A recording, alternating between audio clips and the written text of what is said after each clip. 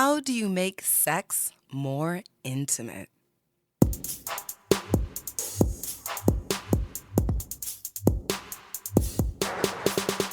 What is up, sapiosexuals? Thank you for turning on Sex in South Beach with America's sex educator, Dr. Sanjaya. So, the sex situation we're getting into today is all about strategies to make sex more intimate, more connected, more good feeling and divine. And to help us dive deep into this issue, I am super excited to have Po Hong Yu with us today. Po is a spiritual guide, somatic healer, plant medicine facilitator, and self intimacy teacher. She guides people in their process of healing, embodiment, expansion, and creation. And we know you all are about creating those ultimate sexual experiences. Now, the foundation of Poe's teaching are based in Taoism, energetics, and the practice of surrendering to the divine flow of life with consciousness and receptivity. Her experience as an acupuncturist brings a holistic approach to her work where she integrates the physical, emotional, mental, and energetic realms. You hear me, y'all? Po does a lot of different things that can align your sexual intentions with the way that your body moves, the way that your brain processes. And personally, I believe if you work with Po, it's going to lead to some more O's. Thank you, Po, for being here today. I'm super excited to get you. I so enjoyed the introduction, and I'm getting all kind of flustered with your orgasmic energy. Ah, well, you do it for me, Po. What can I say? What can I say? Thank you for having me here. Oh, I'm so excited. And the reason why I'm excited to have you here because I consider you a sexual healer. Despite the fact that you have many different skills that can address different areas where people need to heal, I'm focused on sex, and I know that a lot of people want to have better sex, but they've had life experiences or maybe brain experiences, belief systems that they were raised in that are somehow acting as limitations to helping them achieve like their ultimate sexual potential. And I think working with you can really help people undress, say, take those layers of limitations off so they can be okay being naked. And I don't mean naked physically, but I do mean naked physically. So they can be okay with themselves expressing sexuality and feeling that it is all good when they're connecting with someone else.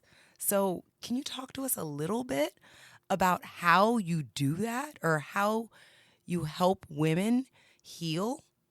Yeah, absolutely. I mean, I think when you say naked, it's so appropriate because it is about being vulnerable, naked emotionally as well as physically. And one of the practices that I recommend to all the women that are desiring to connect deeper with their body, with their sex, and their sensuality is to do mirror work. And let me tell you, it is so powerful. It's not like that cheesy, like, I love you. And yeah, you talk like that, but it's more rooted and deeply connected to who you are, like really seeing yourself, your soul, and your body naked as you are, loving the parts that you see, and also making amends to the body that you have judged. So there's all these ways that we can use the mirror to deepen our connection and intimacy with ourself. And as a result, then your connection and intimacy with your partner or partners or lovers increases. Absolutely. And I love that you said mirror work, but I am going to be honest, when you said mirror work, I was like, exactly. Every woman should put a mirror down in her vagina and open up her legs and look at her lips. So I'm glad that you actually expanded on that. And it's more than just that. I was thinking, like, the simple Gwyneth Paltrow goop. Let's all look at our vaginas. And that's good too, because your vagina is beautiful and you should know what your vulva and your vagina look like and learn to love that as well. But I like what you're saying. Mirror work does have some elements. It's like positive reinforcement. You are beautiful. You may not have felt comfortable with certain parts of your body or sharing different parts of your body with someone in a sexual experience. But what I hear you saying is that mirror work can help you overcome those barriers so that you can get naked and enjoy it. Absolutely. And, a lot of women hold so much shame in their bodies from past traumas or just from collective information and narratives that they've received, right? And I do also facilitate mirror work with their pussy as well. So that is part of it. So it's really about seeing yourself truly with love filtered eyes. And in that process, there's a dissolving of the beliefs that you were talking about and those judgments, and there's an openness and a softness that happens, and that softness is such an important piece of having good sex because that means you're receptive. And all about, when I talk about Taoism, I focus a lot about yin, which is the feminine energy, which is receptivity, surrendering, allowing. And I that's love really that. what it's about. I love that. And this conversation has actually come up recently. I was talking with my friend who's a psychologist, and he was saying what's really missing in a lot of women today are those soft edges. Being able to feel comfortable, being vulnerable, and being soft and feeling exposed and being okay, just being okay with that. And so often, I know in the workplace, we got to be all hard and masculine and all of these other things that are necessary to get equal compensation in a world that doesn't see women as equal. But in an intimate situation, I do know that it is better when people can be soft and when they can be vulnerable. And what is it? Like 1 in 3 women has experienced some sort of sexual trauma. So, I would say even higher than that. absolutely, I was in a absolutely. room of like hundreds of women, and the first question she asked was every woman who has experienced sexual abuse stand up. It was literally almost every single woman, and I had chills because it's far more than we even realize. Absolutely. I agree with you wholeheartedly. So let's talk a little bit about, for example, a case to give an example. So, if a woman has experienced some sort of sexual trauma, maybe she is a survivor of rape or she is a survivor of some sort of a disease that has somehow impacted her sexual functioning. Maybe she experiences sexual pain um, or just really dyspareunia when the whole vulvovaginal region just shuts down with the idea of sex. I call it like the garage door goes down. So having sex is like a car is trying to actually drive through a closed garage door. Ouch. Exactly. So, talk about some of the healing strategies you might use with a woman like that who says, I don't even know how to experience pleasure. I'm not sure I can have an orgasm. I've had some trauma. Can you tell us a little about how you might approach someone like that? Absolutely. So the way I work is holistically, as you mentioned at the beginning. And so that means in this kind of situation, we approach it from two different angles. One is doing the alchemy work, the healing work with the trauma. And I do all kinds of somatic healing, but one especially that I focus on is inner child work.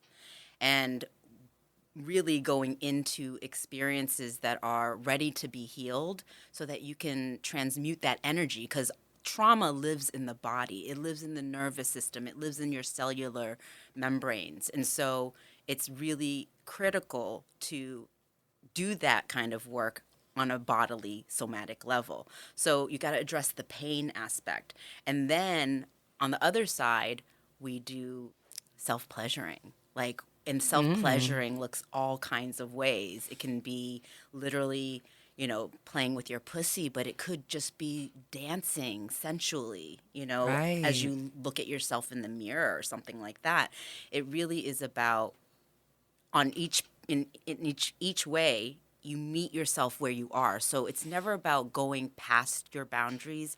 It's where are you now and where can you meet yourself in your healing and in your pleasure expansion. So yeah, touching yourself, really allowing yourself to be present with your body, not just doing the quote unquote act and trying to just get off, right? Right. Not saying orgasm. I love, orgasming. I love climaxing, and sometimes I will just do it just to get off.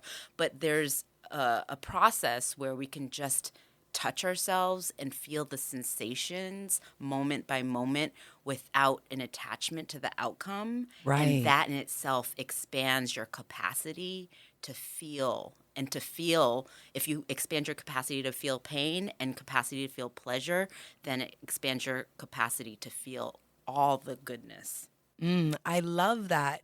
And I love it because you're talking about all of these sexual aspects that are not necessarily leading to an orgasm. So often we're very one minded in sex. It's like, I must come. This Yes. is the point of sex. I must come, right? But I remind people so often that the orgasm is actually the culmination of desire. How long can you expand that desire? And when we are skilled in different ways to keep the desire alive, living for a while in us, then that's when can we can optimize our sexual pleasure because desire can last for days, hours. Desire and orgasm, wham bam, you're done. But Hmm. the desire part is what's really, really important. And it also helps in relationships where someone might be dealing with a partner who can't get an erection, for example. But there's so many other things you can do. Oh my gosh. An orgasm is not based on an erect penis. There's tons of other things that you can do. So I really like what I've heard you say is you can do some mirror work, there's inner child work, and there's learning how to pleasure your own pussy and learning what feels good to you. Yeah, and I would add one more piece, which is a very foundational part of my work, which is feeling sensation in anywhere in your body. A Mm, lot of people are so disconnected and disassociated from their body. That was me because I have experienced multiple rapes as a teenager. So this has been my process. And I couldn't even feel my sensations in my body for a long time until I actually practiced it over years and years and years. So the more we allow ourselves to actually feel just the subtle sensations in our everyday life changes how we experience pleasure and how we experience connection and intimacy. It's something that a lot of people don't talk about because it's so subtle and it's so in the undercurrents, but I just want to bring voice to that piece because this realm of energetics is so crucial in my experience to being embodied. right, right. That is very, very cool. Very cool. And especially, I think it's great that Poe is sitting here as a role model. I know a lot of women have experienced sexual trauma. And let me tell you, I met Poe at a party and she's a sexy ass woman, okay? She invites sexual energy like to her. It was like a magnet. I just went over to her. Um so I love that she really exudes a level for me of like sexy joy. Like she's a joyful, sexy person. That's the presentation that you get when you meet with Poe. So I know there may be people who are listening who have had similar past experiences. And I want you to know there are people like Poe who not only have survived it and come out on top, ha ha ha, but she's developed processes to help other people. And I think that's what's super cool when we can turn, our shitty ass bag of lemons into a really, fuck that lemonade, a margarita. But okay. Hey. But very, very, very cool. Now, something that's also really interesting to me is you have expertise in facilitating plant based medicine. So, could plant based medicine be used as a healing modality for someone who wants to have more intimate experiences or more connected sexual experiences? Oh my God, yes. Plant medicine is so profound and magical, and it works on the cellular level. I call psilocybin a somatic and cellular surgeons. They literally go into your system and know exactly what it is that you need in order to heal, where you are blocked, where in your nervous system you need to release things. It allows you to let go and transmute these energies that are living in your body that are keeping you like in a box essentially. And then it's just a game changer. You literally are open up to this next level of expansion. Yeah. Wow. And so Wow. you just set the intention of what you desire. And if what you desire is more intimacy and deeper connections in sex, that is something that the medicine, which has consciousness, Wow. brings to you. That is incredible. So, when we talk about intimacy and deeper connection, can you use some different words to help, like, men understand what we're talking about? Because intimacy, I hear a lot of my girlfriends use it, and I think it's a word women feel free, can use freely, and connection. But what do you mean by intimacy and connection? Yeah, so it's presence, essentially. If I had to boil it down, it's like, can you be in this moment feeling yourself and also feeling the other person? Being open to feeling. That's really essentially what it means to me. Right, Are right. you open to feeling this person with you in this moment? Right. Not just their body, but their energy Yes. and receiving them and all that they come with, all of their loving good vibes, because hopefully that's all that they're bringing to the experience. They're Yeah. leaving the other stuff at the door. But And um, also, if there's emotions that come up, right? That's connection and intimacy too. I remember having making love for the first time in my 40s, by the way. So it took me quite some time. Poe looks 22, by the way. Okay, I'm going to give her 24. When she just said in my 40s, I'm like, okay. I'm 47. Wow. So, I share this because I know there's a lot of women out there that were like me or are like how I was, in that I was afraid to let go and to be in that deeper level of connection during sex. I mean, eye contact was scary for me. I was like the queen of BDSM and kink, like I no problem. I could be kinky, but Right. making love like slow fucking and like eye contact, that was my taboo. And so when that happened and like I felt so many emotions and felt so vulnerable, it was really powerful for me to experience that. And so I bring that up because intimacy and connection can look all kinds of ways. It can be crying because you're just feeling like your heart and pussy are just cracked the fuck open in that moment, and you haven't let somebody feel or see you in that spot before. Right, right. And when you were talking about the BDSM and being able to do different types of sexual acts with no problems, I think that's really common that a lot of people are out there doing what I call performative sex. It's like you're doing it right and you're doing it good, but you're not really present. You're performing actually a role of what you think is good. And in doing that, we lose out on the opportunity to have that really close connection with someone who we're experiencing sex with. Yeah, I was that person. I was performing, and actually, I would a lot of times before I really surrendered in BDSM, because there is a way to be completely surrendered and connected in that kind of sex. But before I entered that, I was always trying to dom men. It was my way of trying to have control and not allow myself to fully receive and feel what's possible. It was all performative at that time. But I do want to say that, like, kink and BDSM was also part of my healing process too.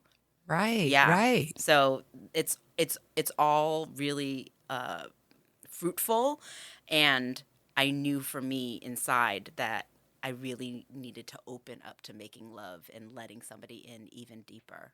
Right, right. Wow. Now, can we talk a little bit about acupuncture? How acupuncture might be used as a strategy to help with sexual healing? Yeah, absolutely. I mean, a lot of people, actually, no one's ever come to me for that, for acupuncture, but I really believe that because the meridians that are running through your body, these energetic meridians, if there's a blockage, then it can keep you disconnected from yourself. And so when you do acupuncture, it allows this opening to happen, this movement of energy. And so it can absolutely help you, support you in that way. And it also relieves stress and anxiety and depression or sleeping issues and all these foundational pieces. If you allow it to dissipate, then you can become more open to more intimacy Awesome, awesome. And good sex does and good relieve a lot of sex. those issues, but good sex. So if you get your acupuncture, then you can get better sleep and experience all those good benefits. And good sex has a lot of those benefits as well. So you can get a double duty. Uh-huh. Now, if someone wanted to work with you, excuse me. I'm gonna start. Pow. I'm gonna say I know, pow. Now, if someone wanted to work with you, if there's a listener out there who does want some sexual healing, how do they get in touch with you? They can go to my website, Tao of Po. That's TAOOFPO.com. I also have a podcast called Tao of Po, and I talk about sex, I talk about healing, I talk about spirituality, I talk about all kinds of topics and energetics. So they can reach out to me or Instagram my name. What's your Instagram handle? It's pohong.u, POHONG.YU. And I don't really do a lot of referrals, but I do think that if you're a person out there who does want to feel deeper sexual connections, who wants more intimacy during your sexual experiences, and who is into alternative pathways to get there, I highly recommend reaching out to Poe. I've known her for a while now, and I know a lot of people who also know her. And the reviews are out, people. She's good. Real, real good. And I haven't even done her yet. Thank you so much for being here with us today, Poe. I'm so excited. I'm definitely going to have you back.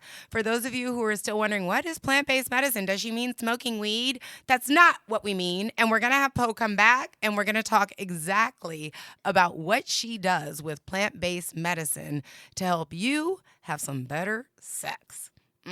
All right, you guys, you know what time it is. It is time for your climax when I give you a little something, something to remember about how Poe can help you have mo O's.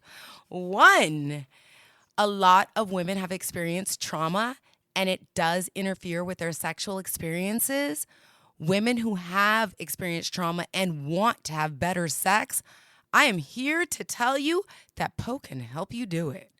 Two, there are so many strategies that can be used, including plant-based medicine, mirror work, pussy touching and looking, and all the other things Poe said. So don't you worry if one strategy doesn't work. There is another one that you want to try. You only live once, so having good sex is something we should all try to aim for. I hope that you share this show with someone who you love or someone who you know needs to hear it. You are not alone out there on your journey to have better sex. For your daily dose of Nookie knowledge, check me out on all the social media platforms. That's Dr. Sanjaya, DrSonjaya, Instagram, Facebook, Twitter, LinkedIn, and even TikTok. What you waiting for, boo? I know you want to link up with me. I am Dr. Sanjaya, and I had so much fun chatting you up today and talking with my girl Poe about how you can have better sex, more intimate sex, more connected sex by healing all of your sexual hangups. Thank you so much for listening to Sex in South Beach, where everyone comes for happier, healthier sex.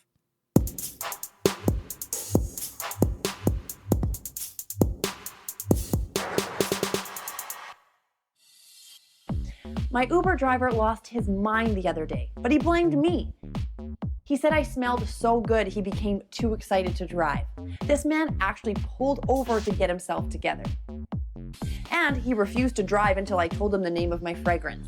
Then he bought 3 bottles before driving again. I know Sen's body oil makes men crazy, but that Uber ride should be free. What's your Sen's story?